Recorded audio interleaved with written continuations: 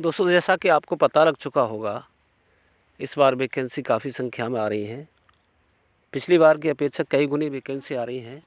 मैं प्रयास कर रहा हूँ आपके सामने विलियम शेक्सपियर से संबंधित कुछ पॉइंट्स आपके सामने उजागर किए जाएं। जैसा कि आप स्क्रीन पर देख पा रहे होंगे, सबसे ऊपर मैंने लिखा है जॉन शेक्सपियर। जॉन शेक्सपियर, जैसा कि आप जानते हैं, विलियम शेक्सपियर के पिताजी का नाम, फादर का नेम था जॉन शेक्सपियर। जॉन शेक्सपियर भी अच्छे परिवार से नहीं थे। वो बाज़ार में एक शॉप चलाते थे, दुकान चलाते थे, जिस पर वो मीट बेचा करते थे। दूसरा नाम आप देख पा रहे होंगे, मैरी आर्डन है। ये वो महान दो पर्सन्स हैं जिन्होंने विलियम शेक्सपियर को जन्म दिया, जो एक तरह से कालिदास की तुलना से उनकी तुलना की जाती है। बहुत ही महान ऑथर रहे हमारे। उन्होंने सोनेट्स लिखी, और पहले तो वो कमाल के लिखे कि आज तक कोई उनको लिख नहीं पाया है। यहाँ से आप देख रहे हैं विलियम शेक्सपियर। इनका जन्म के विषय में नीचे हमने डेट दे रखी है, 23 अप्रैल 1564। इनका जन्म 23 अप्रैल 1564 को हुआ था, और वेडनेसडे यानी बुधवार को हुआ था इनका जन्म। और जन्म के विषय में कुछ भ्रांतियाँ हो जाती हैं कि जन्म कहाँ हुआ, कैसे हुआ। तो यहाँ दो नाम मैंने आपके सामने लिए हैं, स्ट्रेटफोर्ड अपॉन एवन और स्ट्रेटफोर्ड ऑन एवन। यह संशय हो जाती है दोस्तों। कभी कभी ये दोनों ही ऑप्शन दे दिए जाते हैं, पर हम कंफ्यूज हो जाते हैं कि इसमें से सही टिक कहाँ लगाएं हम। तो यह थोड़ा सा सोचने की ज़रूरत है। स्ट्रेटफोर्ड ऑन एवन जो है, ये बड़ा स्थान है इंग्लैंड का, और ये अपॉन एवन जो है, ये वो एक छोटा सा कस्बा है जहाँ पर विलियम शेक्सपियर का जन्म हुआ था। तो आपको जन्म वाली बात आए और ये ऑप्शन दोनों दिए गए हैं, तो उनमें से आपको एक ही टिक करना है। ऑन वाला ऑप्शन तो जब आएगा तब अकेला ही दिया गया हो। अगर ये दोनों ही ऑप्शन दिए गए हैं, तो इनमें से स्ट्रेटफोर्ड अपॉन एवन एक कस्बे का नाम है जो स्ट्रेटफोर्ड ऑन एवन के अंतर्गत आता है। डेट आपको यहाँ मालूम हो चुकी है, 23 अप्रैल 1564। जन्म के विषय में इनका कन्फर्म नहीं है। इंसान आगे बढ़ जाता है, और आगे बढ़ जाता है तब उसके जन्म को खंगाला जाता है। जन्म के विषय में मैं आपको बताने जा रहा हूँ। इनकी जो डेट ऑफ बर्थ सेट की गई है, वो एक चर्च से की गई है। ऐसा होता था उस समय में कि जन्म के 3 दिन के बाद नामकरण होता था किसी भी व्यक्ति का। लास्ट में महान बने तो इनके बचपन की तरफ भागे लोग, अन्य क्रिटिक्स भागे, इनके सहयोगी भागे। तो वहाँ पर पता चला कि इनका जो नामकरण हुआ था वो 26 अप्रैल को हुआ था। लेकिन इस डेट को कम पूछता है, क्योंकि इसमें कन्फ्यूजन है। 2 दिन के बाद भी नाम रखा जाता था, 3 दिन के बाद भी रखा जाता था, लेकिन कन्फर्म डेट जो है वो 23 अप्रैल ही मानी गई चर्च के पादरियों के आधार पर, जब रजिस्टर खोल करके देखा गया। जब ये 7 वर्ष की उम्र में थे तो इनको ग्रामर स्कूल में भेज दिया गया, जहाँ पर हर एक भाषा पढ़ाई जाती थी। और नीचे आप देख रहे होंगे लैटिन लिखा हुआ है और ग्रीक लिखा हुआ है। वहाँ पर जब इन्होंने अध्ययन किया तो इन्होंने लैटिन और ग्रीक को बहुत कम सीखा था, कम नॉलेज थी इसके विषय में। और इसी बात को लेकर के जॉनसन ने कमेंट मारा था, little less Latin and less Greek, यानी ये बहुत कम लैटिन को सीख पाए और ग्रीक को सीख ही नहीं पाए थे।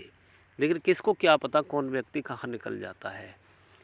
इनकी छोटी सी उम्र में 19 वर्ष की अवस्था में, मात्र 19 वर्ष की अवस्था में इनकी शादी हो गई एने हैथवे, इनकी पत्नी का नाम है ये आपको ध्यान रखना होगा। एने हैथवे से इनकी शादी हुई। इनका वैवाहिक जीवन कुशल नहीं रहा था, खुशियों से भरा हुआ नहीं रहा, ये दुखों में रहे। इसमें एक पॉइंट भी था कि इनकी जो वाइफ थी वो इनसे 8 वर्ष बड़ी थी, और इसका जिक्र उन्होंने एक बुक में प्ले में चल के किया है। उसमें यही कहा गया है कि महिला की उम्र कम होनी चाहिए और पुरुष की उम्र उससे कुछ अधिक होनी चाहिए। शादी के बाद इनका वैवाहिक जीवन में ऐसे ही रहा, झंझट रहा। इनको 3 संतान थी, जो तीनों मैं यहाँ आपको दिखा रहा हूँ, जिसमें से सबसे बड़ी बेटी जो थी वो सुसैना थी। सुसैना के विषय में मैं आपको बताऊँ दोस्तों, सुसैना की जो शादी हुई थी वो जॉन हॉल से हुई थी। जॉन हॉल एक फिजिशियन थे, डॉक्टर थे, और सुसैना को कोई भी संतान नहीं थी, यानी बेटा नहीं था। और ये कहा जाता है कि विलियम शेक्सपियर ने अपनी सारी संपत्ति जो थी वो सुसैना के ही नाम की थी।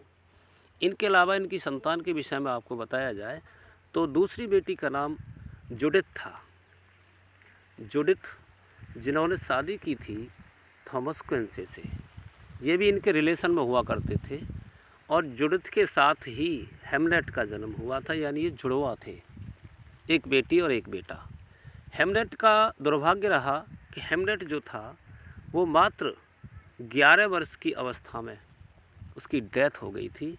और ये सबसे बड़ा शौक था विलियम शेक्सपियर के लिए। और ये जो हेमलेट की मृत्यु हुई थी 11 अगस्त 1596 में हुई थी। यहाँ के बाद एक मोड़ आता है इनके जीवन में, टर्निंग पॉइंट आता है। इनके ही गांव के पास एक दूसरा गांव था, वहाँ का मुखिया था जिसको साहूकार कहा जाता है या चीफ कहा जाता है। उसका बहुत बड़ा पार्क था जिसका नाम जो मुखिया था थॉमस लूसी कहा जाता था, यानी कि sir Thomas Lucy. Sir Thomas Lucy के पार्क में एक हिरन रहा करता था और इन्होंने उस हिरन को पकड़ लिया था। पकड़ने के बाद उसको काट कर बेच दिया था। चूँकि इनकी हालत जो थी, वेल्थली हालत थी, वो इनकी बढ़िया नहीं थी और ग्रामर स्कूल को ये 13 वर्ष की अवस्था में छोड़कर आ गए और इन्होंने अपने पिता के साथ हेल्प की थी कार्य करने में। तो जब इनको पता लगा कि अब मैं यहाँ से पकड़ा जाऊँगा, इसी डर से वो 1586 में वो इनका बेटा ख़त्म हुआ। बेटा ख़त्म होने के बाद सर थॉमस लूसी का नाम नीचे दिया है मैंने, जिनका भी जिक्र कर रहा था। इन्होंने डियर पोचिंग कर दिया था, यानी हिरन को मार दिया था। और इसी डर से वो यहाँ से स्ट्रेटफोर्ड ऑन एवन से निकल गए और लंदन पहुँच गए। वहाँ जाने पर इन्होंने बहुत ही फेमस 2 पोइम्स लिखी थी। दोनों पोइम्स आपको यहाँ पर्दे पर हैं। पहली पोइम का नाम है वीनस एंड एडोनिस। ये 93 में लिखा गया था, 1593, और 1594 में रेप ऑफ लुक्रेसी लिखा गया था। ये दोनों जो पोइम लिखी थी इन्होंने जो साउथहैम्पटन के सरदार थे उनके लिए डेडिकेट की थी, उनके लिए लिखी गई थी ये। यहाँ के बाद आगे आप देख रहे हो फिर लॉर्ड चैम्बरलेन कंपनी। ये एक उस कंपनी का नाम है जहाँ पर नाटक खेले जाते थे और जो एक्टर लोग हुआ करते थे वो यहाँ पर पार्ट प्ले किया करते थे। यहाँ पर वो जाकर के शामिल हो गए। बहुत से इन्होंने पार्ट भी खेले और पार्ट खेलने के साथ साथ इन्होंने अपने प्ले भी लिखे और इनके प्ले की संख्या है 37 प्ले लिखे इन्होंने और इतने फेमस रहे कि आज तक इनकी लेवल तक कोई भी नहीं पहुँच पाया है। यहाँ पर इन्होंने सबसे पहला जो काम पकड़ा था वो हॉर्स बॉय का था। हॉर्स बॉय का मतलब होता था पहले हॉर्स बॉय, जो स्टेज पर कलाकार आते थे तो घोड़े पर बैठ कर के आते थे, जिनकी लगाम पकड़ करके ये लेके आते थे। दूसरा इनका काम था, चूँकि इनकी इतनी उम्र नहीं थी, इतने आगे नहीं थे, ये जो आगे कर्टेन लगा होता है, पर्दा जो लगा होता है, उसको ये खींचते थे पर्दे को। पर्दा खींचने के बाद और पर्दे को बंद किया करते थे जैसे ही प्ले ख़त्म हो जाता था। यहाँ पर उन्होंने जाकर बहुत सी ख्याति प्राप्त कर ली दोस्तों, नाटक लिखना भी शुरू कर दिया और आगे आप देख पा रहे हैं he became very rich. William Shakespeare जो थे अब यहाँ पर आकर के बहुत ही धनवान हो गए थे। इन्होंने ग्लोब थिएटर में कुछ प्रतिशत अपना अंश भी लगाया था और ग्लोब थिएटर में एक बार आग लग जाती है, उसके बाद फिर ये उसके ऑनर बन गए थे, ग्लोब थिएटर के मालिक बन गए थे। इनके पास संपत्ति की कोई कमी नहीं थी और पैसा खर्च करने के लिए इन्होंने न्यू पैलेस ख़रीदा था लंदन में, स्ट्रेटफोर्ड ऑन एवन में लौट करके आए तो उन्होंने सबसे बड़ी बिल्डिंग खरीदी थी, जो सबसे बड़ा मकान था जिसका नाम न्यू पैलेस रखा गया है। और इसके साथ साथ इन्होंने 107 एकर्स भूमि खरीदी थी। 107 एकड़ भूमि इन्होंने खरीदी थी इस मकान के साथ साथ। दूसरी बात, लंदन की बात करें तो लंदन में भी इन्होंने कुछ अलग से मकान खरीदे थे अब इनके साथ बहुत से लोग आ गए थे, प्रॉस्पेरस हो गए, संपन्न हो गए। इन्होंने काफ़ी मेहनत की थी अपनी ज़िंदगी में। वैवाहिक जीवन इनका ठीक नहीं रहा, इनके पास कोई पुत्र नहीं बचा था। फिर एक ही पुत्र था हेमलेट, जिसकी मृत्यु हो गई थी। 1601 की बात आती है तो वहाँ पर इन्होंने रोमियो एंड जूलियट की रचना की, जो रियल है। जूलियस सीज़र, जी बहुत ही रियल कहानी है इन दोनों में। दोनों ही ग्रेट ट्रेजेडी मानी जाती हैं, लेकिन इनसे बढ़ कर के और उनकी महान ट्रेजेडी जिनको माना जाता है उनकी संख्या 4 है, जो मैं आगे डेट के साथ दे रहा हूँ।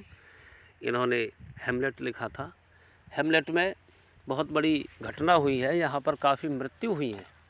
हेमलेट खुद मर जाता है, इनके पिता मर जाते हैं, इनकी माँ मर जाती हैं, गर्ट्रूड वगैरह सब मर जाते हैं। हेमलेट को मारने का बहुत प्रयास किया गया है, इसको विदेश भी भेजा गया है कि किसी तरह से इसको मारा जाए, लेकिन ये मरता नहीं है। लायरटेस है, इसमें बहुत से लोगों की मृत्यु हुई, सबसे फेमस रहा है हेमलेट। इसके बाद ओथेलो आता है। ओथेलो ऐसा कन्फ्यूज़न वाला व्यक्ति है, बहुत जल्दी से विश्वास कर जाता है और डेस्टिमोना की मृत्यु कर देता है। ये भी बहुत बड़ी ट्रेजेडी है।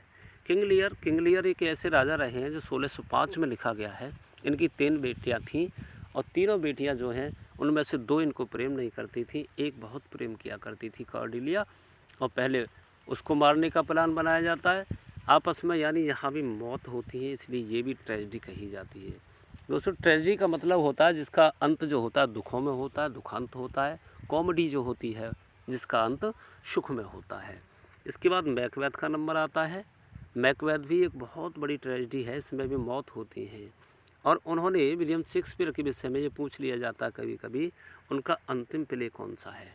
तो लास्ट प्ले दोस्तों उन्होंने लिखा है टेम्पेस्ट, जहाँ पर मरेंडा की कहानी है, प्रॉस्पेरो है, जंगल में जाके रहते हैं, 3 वर्ष की लड़की होती है टेम्पेस्ट, मरेंडा, और एरियल का बहुत बड़ा यहाँ पर रोल रहा है। तो अंतिम इनका प्ले यही रहा है, लास्ट प्ले भी पूछ लिया जाता है। हेनरी अष्टम एक ऐसा प्ले है इनका जो इनकम्प्लीट रहा है, यानी पूरा नहीं हो पाया था, इसको पूरा नहीं कर पाए थे, ये इनकम्प्लीट रहा। और मौत के विषय में कहा जाए तो वही डेट ऊपर वाली 23 अप्रैल 1616, जन्म वाली बात करें तो 23 अप्रैल 1564, यानी जिस दिन इनका जन्म हुआ उसी दिन इनकी मृत्यु हुई। 53वें जन्मदिन के दिन इनकी मृत्यु हुई। इस तरह से बहुत महान कलाकार रहे हैं। दोस्तों आगे प्लेज के विषय में मैं अलग से एक एक प्ले को डिटेल करूंगा, और मेरे वीडियो को आप देखते रहें। और नीचे जो रेड कलर में लिखा हुआ है मोबाइल पर राइट हैंड में सब्सक्राइब, उसको दबाएं, बेल आइकन दबाएं, जिससे कि आगे आने वाली वीडियो आपको हेल्प करे, चूँकि परीक्षाएँ मार्च में निश्चित होनी है। ये मेरा अपना विचार है। Okay, thank